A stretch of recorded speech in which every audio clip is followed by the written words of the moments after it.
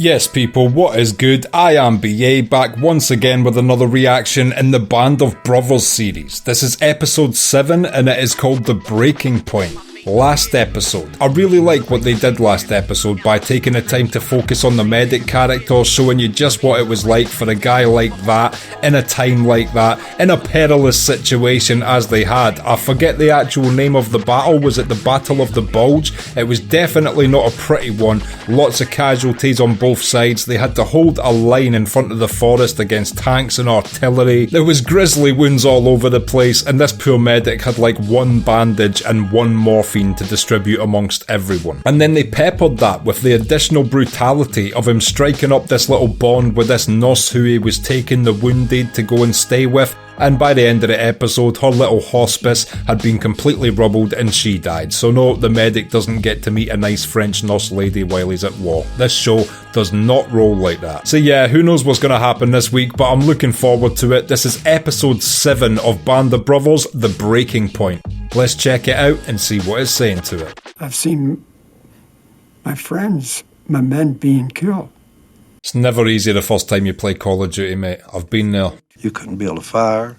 If you build a fire, some crazy thing would shoot at you. I must say, these guys don't even look too old considering they are World War II veterans. They must have been like 10 when they were actually deployed. I had a lot of trouble in later life. Those events would come back, and you never forget them. This guy's desperately trying to describe what we now know as trauma. Christmas has been and gone. Imagine spending Christmas in a foxhole. Which means we get right there. Hey, take it easy. Stop crying, Malark, or I'll nail it to your head. And if Peroxide says it, he fucking means it. Look what he did to his own head.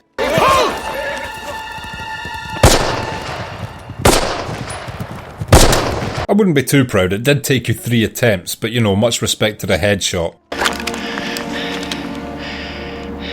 Nice, a Ruger. Do you get any sort of instant star or medal for taking out a high-ranking member of the enemy? Like, if you took out an officer, is that an instant bump or something? Or just like, you know, good shot, back to it? Outstanding accuracy on my part, if I do say so myself. Mate, it was a 33% hit-to-miss ratio you had. Shut the fuck up. 9-year-olds would laugh at you if you brought that hit-to-miss ratio into Fortnite. In fact, if it was Fortnite and that German officer was a 10-year-old, you would currently be getting teabagged by someone wearing a banana costume. Thanks for the help. You got it, Shifty. Hey, Lip. Seriously, maybe it's because I'm not in the best shape right now, but the shittest part of the show to me looks like all the running and shitty little trench shovel foxhole digging. I didn't see him when we were coming through the woods, and I have to figure out how we ended up.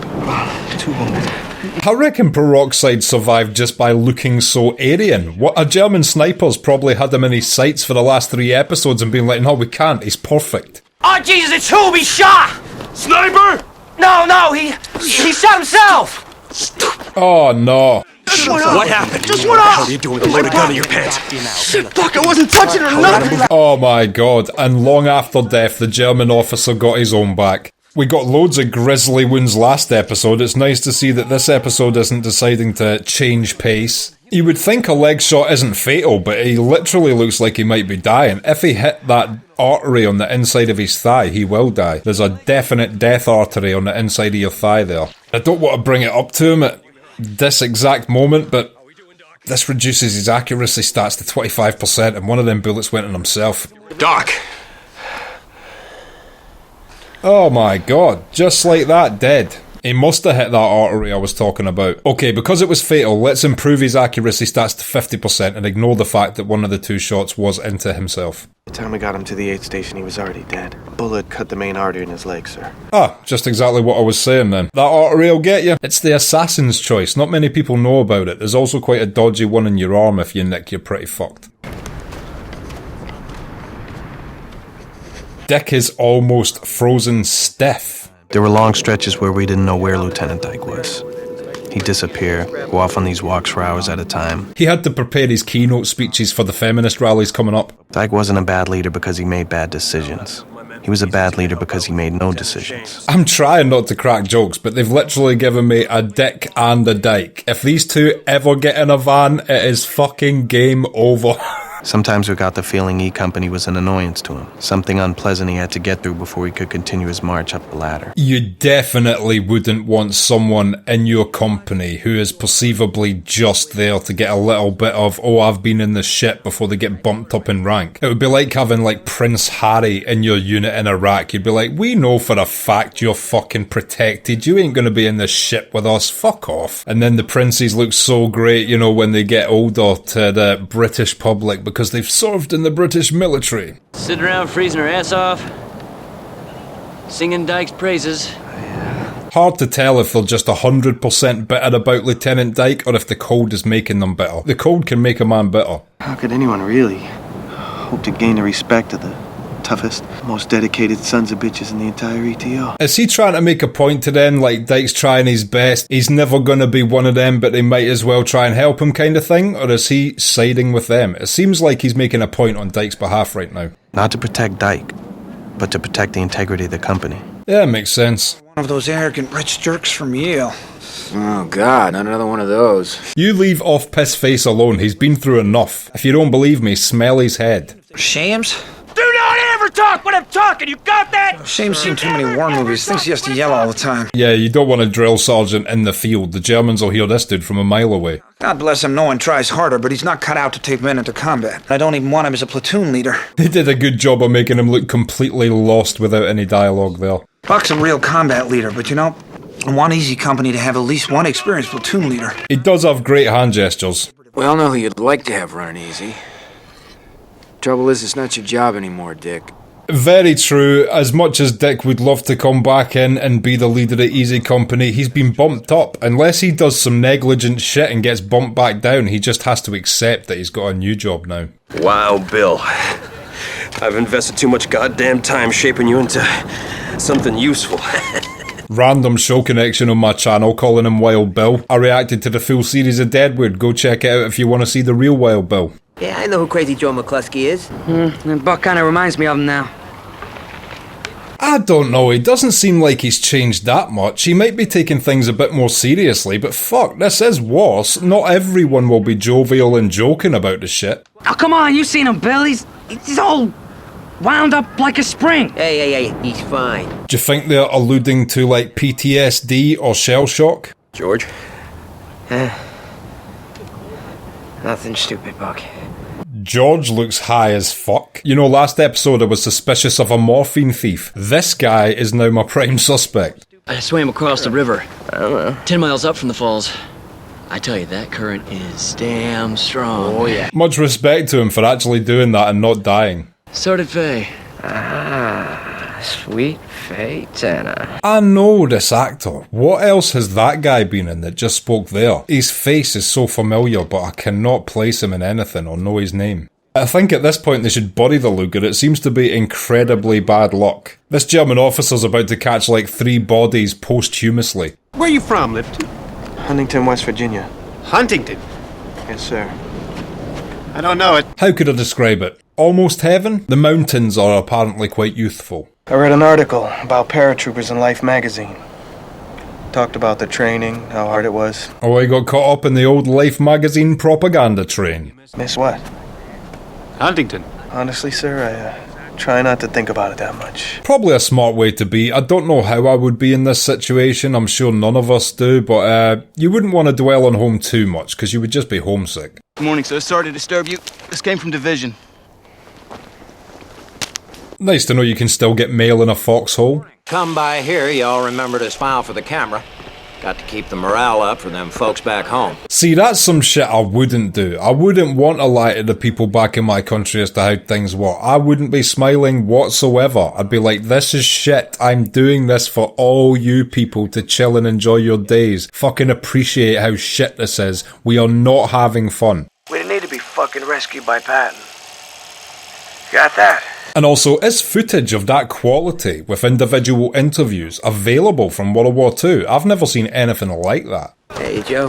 Hey, Bill. Good to see you, pal. You too. What the hell you doing back here? Oh, okay, so Underlip's called Bill. I'll try and remember that. I need to remember at least one of these guys' real names. Hey, Joe Toy! Hey, Rick, back how for are more! you? All right, Joe. Is that guy Donnie Wahlberg by any chance? Thought of some guy I've known for 2 years and I forgot his face.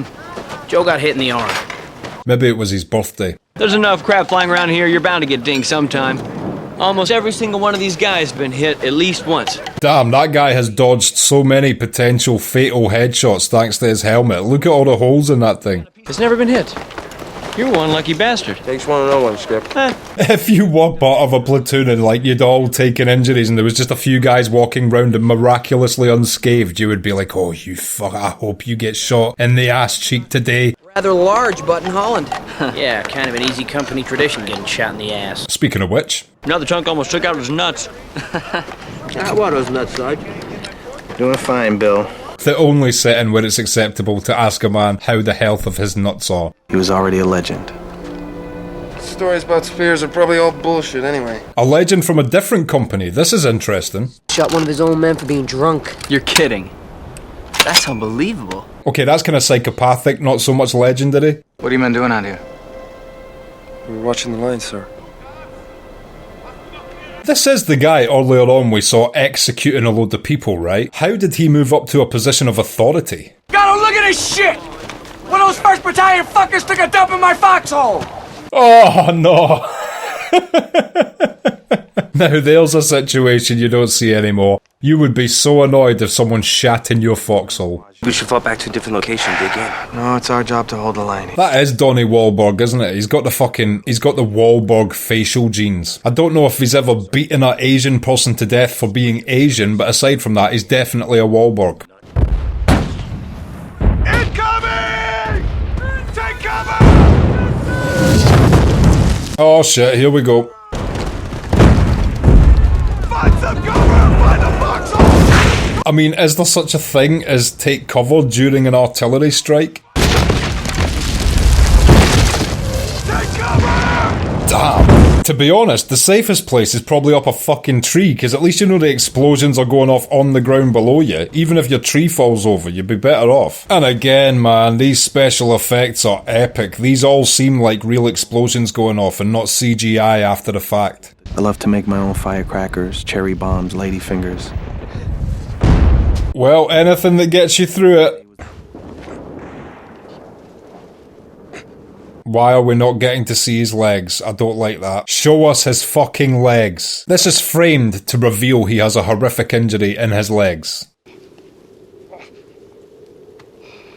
Well, leg. I gotta get up. Jesus Christ, that wound looks so fucking brutal. Stay. Stay down! Stay down! Oh, I hope Bill doesn't get hit. Help anyone there! Is that guy trapped in his foxhole? That's probably the safest place to be. Don't freak out about that. Come on, buddy. Oh. Come on.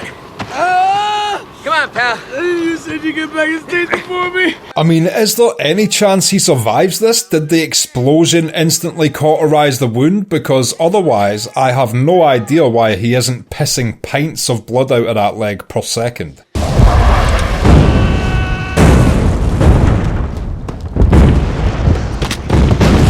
Oh, I'm definitely watching a making of after I finish this series, by the way. I'm so impressed by all the practical effects used. And there's sides of this we don't even really see the repercussions to, like what that shit would do to your vision and your hearing would be all fucked up and so disorientating to experience a bit.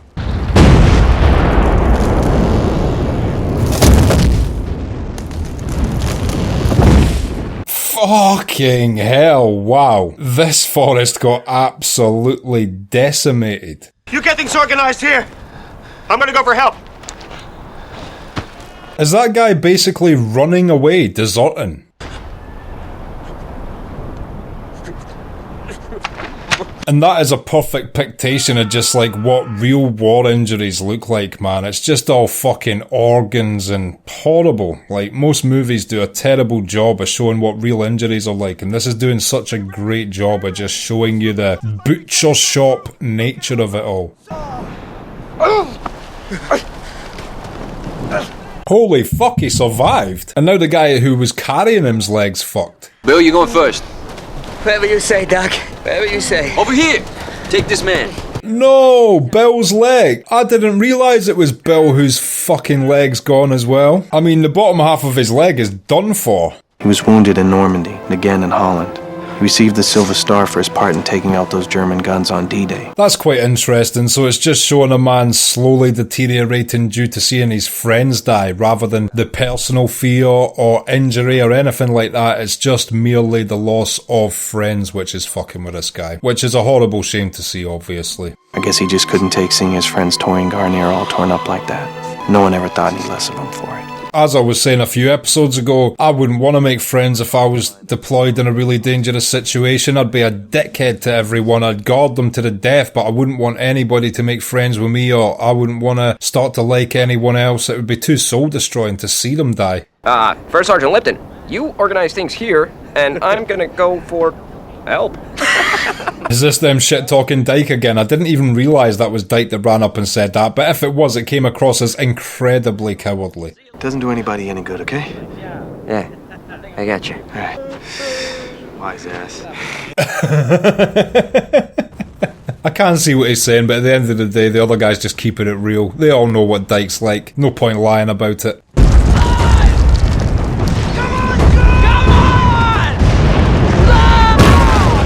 Oh my god. Holy fuck. Definitely don't keep crawling towards those guys. Wow, they just got completely evaporated. That was crazy. The literal definition of blown to smithereens right there. Further proof that these foxholes provide incredibly superficial defense, the same way as a helmet does. Like, it might save you from a little bit of debris, but a direct hit, you're fucked. Ah, kick that shit out of the foxhole right now. Holy shit, I'm assuming that was a dud. They are so lucky. But you can smoke. I don't. Uh-huh. Yeah, even the officer needs a little cigarette after that one. Holy shit. The shell that hit the foxhole Luz and I were in was a dud. And that must have happened to one soldier in history, you know, a dud of an incredibly dangerous explosive just landing next to them, and them truly believing God is looking out for them in that moment. That certainly would turn you towards religion. Never has he been more jealous of his brother than in this moment. Didn't I hear you say you wanted to, bring a Luger home for your kid brother? Why don't you give him that? Well, at least the Luger story arc has a happy ending. Captain Winters was wondering if you wanted to go back to battalion and, work as his runner for a few days. It's hard to tell the difference between Malarkey and Bill just now, because they've both grown beards, but the main distinction is Malarkey still has both legs. You be careful with that. Yeah, don't let that German officer kill any more of you guys after he's dead. That Luger is cursed. Be careful with it. Private. He didn't notice that he'd torn off all his fingernails. Private. Fucking hell. Fear is poison in combat. Something we all felt, but you just didn't show it. Yeah, for real, panic is definitely contagious, especially in a time like this. But I knew the terror of those shellings and the unrelenting pressure we've been under since we got to Bastogne could take their toll in other ways. It definitely would. I'm just trying to imagine what it would be like, and after having received 2 separate shellings, you would just expect it to start again any moment. You would be so on edge. E Company would lead the attack. The problem was, at least in my estimation, E Company still did not have a leader. Well, to be fair, Wahlberg has been doing pretty good this episode. He's kept his head on his shoulders, and the only unprofessional thing he did was laugh at the initial artillery shelling. But you know, if a guy can laugh at the enemy dropping bombs on him, he's definitely leadership material. But on the other hand, I have no confidence in our CO, sir. Lieutenant Dyke is an empty uniform, Captain. Well, it's cool someone's finally bringing this up to Dick. I gotta tell you, sir, I think he's gonna get a lot of Easy Company men killed. I mean, yeah, that's the harsh reality of it. If your leader is shit, then that could be a direct result of it. Couldn't very well remove a company CO, especially a well-connected one, because of the misgivings of a company first sergeant. That would be so frustrating, though. Imagine holding that guy responsible to the deaths of your friends because of a dumbass decision he made, and you know for a fact if someone else was making the decisions, they wouldn't have got your friends killed. It would be impossible not to resent the guy. 400! Let's go! Oh man, this kinda sucks, just having to run out of cover into the open and get mowed down. At least some of them have got snow camo on. Keep moving! Easy Company! This is not the place they want to be pausing for a second to reassess things. They need to find cover instantly. Pull back! Hold fast, 2nd platoon! I do not understand the tactics in this moment. It seemed like they were charging the point, stopped halfway, and are now deciding to go back. Provide suppressing fire! We're gonna be kind of alone out there, Lieutenant! We will provide suppressing fire! And this shows that, Wahlberg was kind of correct, because all these guys doubt this person's decisions now. Talk to Captain Winter, sir! And exactly the concerns that Wahlberg raised to Dick the night before are coming to fruition right now. He's just frozen like a rabbit in headlights, and so many people are dying because of it. Suppressing fire now! This seems like there's going to be a lot of casualties. We have to keep moving! We've got to keep moving! Fuck this, at this point I would just override his authority. He is fucking gone. Get out there and relieve Dyke and take that attack on in! Finally, thank God. I hope Lieutenant Dyke never gets to lead another anything, because he is directly responsible for all these deaths for not making quick decisions. Mortars and grenade launchers on that building till it's gone. When it's gone, I want first to go straight in. Forget going around. Everybody else follow me. Yes, sir. See, this is the guy that should have been leading this shit from the start. Oh shit, nice shot. That was a direct hit.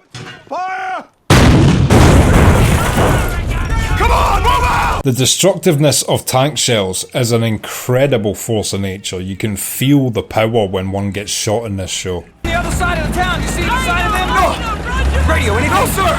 Sir, I think they're gonna pull back! And the Germans have way better camouflage for this scenario. They seem to have all been given white. We took over 100 German prisoners. After that, it was mostly cleanup. Well, thank God they finally overcame that, but my God, I don't want to know how many people they lost during that attack. Oh shit! That one sniper is not giving up.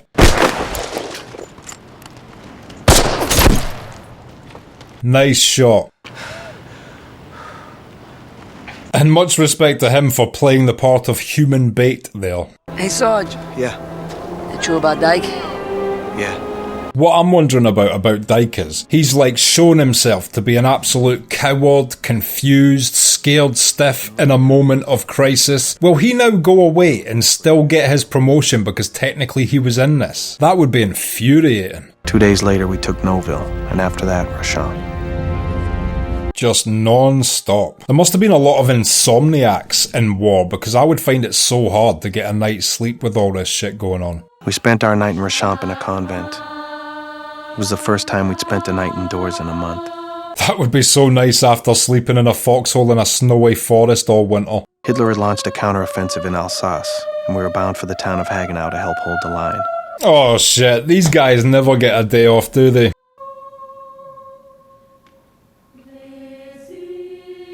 We've hardly seen any of the medic this episode. It's a shame, we get episodes focusing on characters and then for the rest of the show they're basically popping up in the background to remind us they had their own episode, kinda. Same with the guy that got stuck behind enemy lines. We see him here and there, but he's not really done much since he had his own episode. That's 145 total.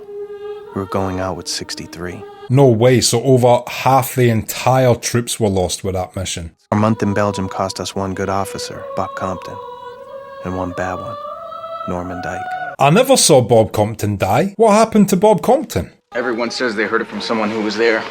And then when you ask that person, they say they heard it from someone who was there. I mean, I don't know about that. We've literally seen scenes of you executing POWs. Are they trying to rewrite this character now, or are they just pictating him as a liar as well as a serial killer? Not to say he's not a good leader, but he has been shown to be a maniac. Hell, it was you first, Sergeant. Ever since Winter's May Battalion, you've been the leader of Easy Company? Yeah, he's been great this episode. I'm confused as to why he didn't know the guy was talking about him straight away. You should get the official nod in a few days. Congratulations, Lieutenant. Cool, he deserves to be a lieutenant. As long as he survives the next couple days, of course. Thanks for crapping in our foxholes, you shitheads. Hey, it's our pleasure. Well, at least we got to the bottom of the who was shitting in the foxholes storyline.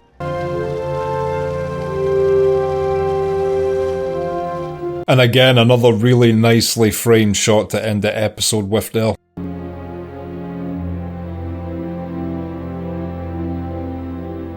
Yeah, nothing like a bit of trauma to bring people closer together. Okay, and that was episode 7 of Band of Brothers, The Breaking Point, and I will be back in just a minute with my thoughts on that. So, The Breaking Point, what did I think of that? Well, finally, come episode 7, I sort of get what they're doing with this show. I believe they're just sort of going into different characters within this company, episode by episode, to show us the realities of some of the people, and we're getting to see their stories for an episode and then moving on. At first it was a bit annoying because it's like, oh, I missed that guy from episode 2, where's that guy from episode 3? But now that they've done it sequentially with every episode, it does make it kind of cool, and these people that you missed do show up every now and again for single lines of dialogue or just popping up in the background, but it makes it feel like a far more realistic world because we're getting to see individual personal stories episode by episode rather than just follow one guy who just so happens to have been in the mix with every single dramatic event that this company had to deal with,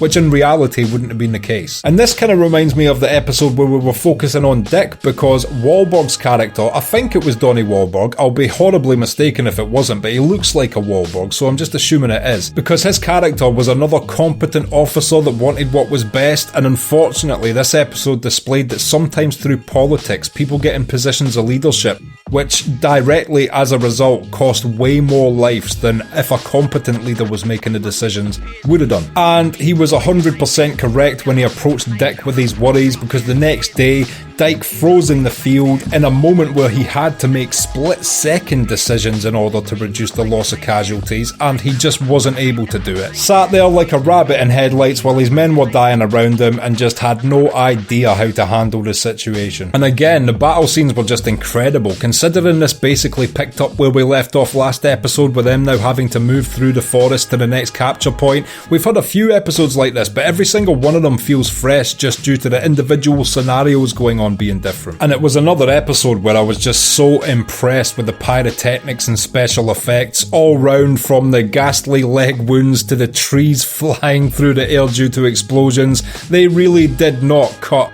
any costs when it came to making this shit look authentic, because this is some of the most authentic war scenes I've ever seen. And by the end of the episode, because he did so good, Donnie Wahlberg is getting bumped up to lieutenant, and I hope he survives long enough to actually be promoted. And the other thing we saw was that guy who was basically a serial killer earlier on has now moved up the ranks himself, and he's ordering a lot of people around and also claiming that the earlier rumours of him are not true. Maybe I'm wrong, and when we were seeing those scenes earlier, it was someone telling the story while we saw the footage, so the footage might not be real. Maybe that was what they were doing, but to my knowledge, earlier on we saw scenes of him executing people. So yeah, unsure if he's lying about that or if we were just seeing the embellished stories of him earlier on, but he certainly seemed like he knew how to be a good leader. And he was also playing up to his reputation by offering everyone a cigarette and watching them tremble in their boots. And yeah, all in all, just another great episode to a so far great series. If you've liked this video, click like,